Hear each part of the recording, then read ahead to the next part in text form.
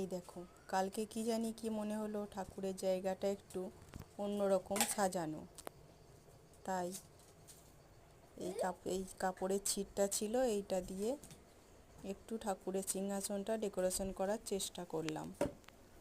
দেখো কেমন লাগছে, দেখে জানিও তোমাদের।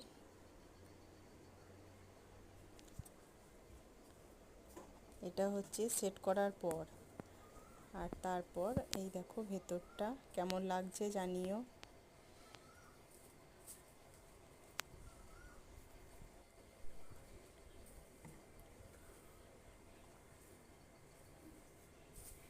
এরপর এই দেখো আমার সকল ঠাকুরদের দর্শন করে নাও।